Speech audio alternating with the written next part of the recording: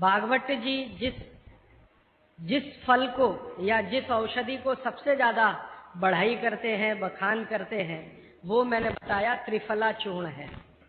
तो भागवत जी एक सूत्र लिखकर चले गए, वो ये कहते हैं कि हर व्यक्ति अपनी चिकित्सा स्वयं कर सकता है। और इस बात को उन्होंने कहा कि 85% चिकित्सा बहुत आसान है, जो कोई भी व्यक्ति स्वयं कर सकता है। 15% चिकित्सा थोड़ी मुश्किल है, जिसमें आपको विशेषज्ञ की मदद की जरूरत पड़ती है। तो मैंने सोचा क्यों ना ये 85% चिकित्सा जो आसान है वो लोगों तक पहुंचाई जाए। भागवत जी कहते हैं कि वातनाशक, पित्तनाशक और कफनाशक ऐसी चीजें दुनिया में एक साथ मिले हैं, बहुत रेयर, बहुत रेयर। वो कहते हैं कि बहुत चीजें दुनिया में हैं, कोई वात का नाश करेगा, कोई पित्त का, कोई कफ का, लेकिन कोई ऐसी चीजें भी अपने रसोई में है जो तीनों को नाश कर सकते हैं। उनमें से नंबर 1 है आंवला। आंवला। फिर दूसरा है हरड़े और तीसरा है बहेड़ा, और तीनों मिला के बनता है त्रिफला। ये जो त्रिफला है ना, भागवत जी इसकी इतनी बढ़ाई करते हैं, इतनी प्रशंसा उन्होंने लिखी है कि खाली त्रिफला पर ही उनके 120 से ज्यादा सूत्र हैं। 120 से ज्यादा अकेले त्रिफला पर। त्रिफला को इसके साथ खाओ, त्रिफला को उसके साथ खाओ, त्रिफला को ऐसे खाओ, त्रिफला 120 से ज्यादा सूत्र है अकेले त्रिफला पर। और वो ये कहते हैं कि ये जो त्रिफला है, इसमें सबसे अच्छा फल आंवला, फिर बहेड़ा, फिर हरड़े। ये सबसे दुनिया में अद्भुत चीज है। लेकिन इसकी मात्रा के बारे में उन्होंने जो कहा है वो ध्यान रखिए। ज्यादातर लोग त्रिफला इस्तेमाल करते हैं, करिए, बहुत अच्छा है, लेकिन मात्रा ध्यान रखिए। हम क्या करते हैं कि हर, बहेड़ा, आंवला तीनों बराबर मात्रा में मिला के त्रिफला बनाते हैं। वो कहते हैं कि ये उतना उपयोगी नहीं है, और हमने करके भी देखा। वो कहते हैं कि त्रिफला सबसे अच्छा होता है 1, 2, 3 के अनुपात में। पहला है हरड़े 1 अनुपात, दूसरा है बहेड़ा 2 अनुपात, और तीसरा है आंवला 3 अनुपात। अब इसको मात्रा में कहूं, अगर त्रिफला बनाना है तो हरड़े लेना 100 ग्राम, बहेड़ा लेना 200 ग्राम और आंवला लेना 300 ग्राम। तो ये 100, 200, 300 ग्राम की मात्रा में आप जो त्रिफला चूर्ण तैयार करेंगे, वो कहते हैं ये अद्भुत है, वात, पित्त, कफ तीनों का नाश करता है, तीनों का। अब वात, पित्त, कफ तीनों से आप अगर ग्रसित हैं तो आप त्रिफला जरूर लीजिए। कैसे लाएं? त्रिफला लेने के 2 नियम बताए उन्होंने, एक रात को और एक सवेरे। सवेरे का नियम उनका ये है कि सवेरे सवेरे अगर त्रिफला खाएं तो गुड़ के साथ, नहीं तो शहद के साथ, गुड़ या शहद। वैसे ही आप तय कर लीजिए, जैन है तो गुड़, अजैन है तो शहद। तो सवेरे का त्रिफला खाएं तो गुड़ या शहद के साथ, रात का त्रिफला खाएं तो दूध के साथ या गर्म पानी के साथ। त्रिफला तो एक ही है ना, सवेरे भी त्रिफला ही खा रहे हैं, रात को भी। लेकिन भागवत जी कहते हैं असर अलग अलग हैं दोनों के। रात को जो आप त्रिफला खाएंगे दूध के साथ या गर्म पानी के साथ, तो ये त्रिफला रेचक है। रेचक शब्द उन्होंने इस्तेमाल, रेचक माने पेट को साफ करने वाला, बड़ी आंत की सफाई करने वाला, शरीर के सब अंगों की सफाई करने वाला, झाड़ू लगाने वाला जो व्यक्ति, वो रेचक। तो कहते हैं रात को अगर त्रिफला आप ले रहे हैं दूध के साथ या गर्म पानी के साथ, तो ये रेचक है, माने ये एक ही काम सबसे ज्यादा करेगा कि आपकी कब्जियत मिटा देगा। कितनी भी पुरानी कब्जियत है मिटा देगा, 40 साल पुरानी भी मिटा देगा रात को। और जो दिन को त्रिफला खाया सवेरे गुड़ के साथ, तो वो कहते हैं ये पोषक है। एक शब्द है रेचक और एक है पोषक। पोषक माने शरीर को जो कुछ चाहिए, विटामिन सी चाहिए, विटामिन ए चाहिए, विटामिन डी चाहिए, या विटामिन के चाहिए, या कोई विटामिन चाहिए, या हमें माइक्रो न्यूट्रिएंट्स चाहिए शरीर को, कैल्शियम चाहिए, आयरन चाहिए, वगैरह वगैरह।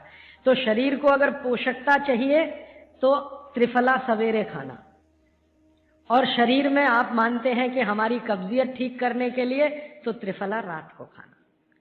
दोनों समय के त्रिफले में बिल्कुल अलग तरह के परिणाम आते हैं। तो जो कहे हम तो स्वस्थ हैं जी, तो सवेरे ही त्रिफला खाओ स्वस्थ हैं तो, और जो कुछ बीमारियां हैं आपको तो रात को खाओ। ठीक है, मात्रा ध्यान रखना, 1 2 3 सम मात्रा का त्रिफला बहुत रेयर केस में इस्तेमाल होता है। 1 या 2 ही बीमारी हैं। अभी मैंने एक जगह इस्तेमाल किया था, एक वैज्ञानिक है, भाभा एटॉमिक रिसर्च सेंटर में काम करते हैं, उनको एक बीमारी हुई रेडिएशन से। रेडिएशन आप जानते हैं सभी एटॉमिक सेंटर में, तो उनका पूरा शरीर सड़ गया, एकदम सड़ गया, जगह जगह घाव, जगह जगह, और उसमें से खून निकलता, मवाद निकलता। वो बेचारे इतने परेशान, इतने हैरान, कहाँ कहाँ जा जाके, अमेरिका, कनाडा, सब जगह, कुछ इलाज हुआ नहीं, कोई रिलीफ मिला नहीं, कपड़ा भी नहीं पहन सकते, ऐसी स्थिति थी, हमेशा नंगे बदन रहते थे। तो ऐसे ही किसी ने मुझे उनके बारे में बताया। बम्बई तो मैं अक्सर जाता रहता हूँ कि राजीव भाई एक ऐसे व्यक्ति हैं, तो मैं उनको गया था मिलने और देखने, तो मैंने देखा सच में हालत बहुत खराब थी। तब मैंने उनसे कहा कि आप बहुत परेशान हैं। हाँ बहुत परेशान है, दवा सब काम लेके देख ली, कुछ उपयोग होता नहीं। मैंने कहा मैं होम्योपैथी दूं? उन्होंने कहा होम्योपैथी मैं नहीं लेना चाहता। तो मैं पूछा चलो आप फिर एक काम करो, त्रिफला चूर्ण खाओ बस, और कुछ मत करो। तो उन्होंने त्रिफला चूर्ण शुरू किया, ये मैंने बताया 1 2 3 शुरू किया। 3-4 महीने में रिजल्ट बहुत थोड़ा आया, थोड़ा आया। फिर मैंने कहा मात्रा बदल के देखते हैं। फिर उनकी सम मात्रा की मैंने, बराबर जितनी मात्रा आंवला, बराबर उतनी मात्रा बहेड़ा, बराबर उतनी हरड़े। अभी स्थिति ये है कि वो बिल्कुल ठीक है, 1-1.25 साल उनको हुआ त्रिफला खाते खाते, बिल्कुल ठीक है, और पहले से ज्यादा प्रफुल्लित है, पहले से ज्यादा एनर्जेटिक है। आप जानते हैं रेडिएशन का दुनिया में इलाज नहीं है। ये उदाहरण मैंने जानबूझ के दिया, ऐसे सैकड़ों उदाहरण है मेरे पास। रेडिएशन का दुनिया में इलाज नहीं है, लेकिन त्रिफला चूर्ण के पास उसका इलाज है। अगर यही त्रिफला चूर्ण अमेरिका में हुआ होता ना, यूरोप में हुआ होता, तो अब तक इस पर पेटेंट लेकर करोड़ों डॉलर कमाए होते उन्होंने। ये हमारे यहाँ प्रचंड मात्रा में है, हर घर में है, हर गांव में है, इसलिए हमें इसकी कीमत नहीं मालूम। मैं आपसे फिर कह रहा हूं, आपके सोचने का नजरिया बदल दीजिए। प्रकृति ने जो चीजें प्रचंड मात्रा में हमको दी हैं, वो उतनी ही कीमती हैं। वो प्रकृति की हमारे ऊपर कृपा है, जो हमारी जरूरत के हिसाब से दी है। आंवले का इतना उत्पादन इस देश में होता है, आप जानते हैं। बहेड़ा इतना मिलता है, हरडे इतना मिलता है, और लगभग फोकट की स्थिति में मिलता है।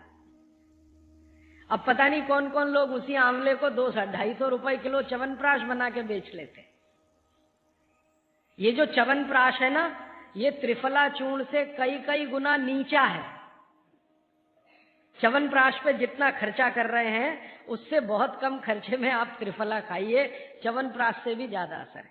तो मेरी आपको आज के लिए ये आखिरी सूत्र थी कि आप अपने जीवन में वात पित्त कफ तीनों को सम रखना चाहते हैं, तो आंवला, हरडे, बहेड़ा, हरडे, बहेड़ा, आंवला, इन तीनों का उपयोग करना सीख लीजिए। घर में हमेशा इसको डब्बे में बना के पाउडर के रूप में रख लीजिए।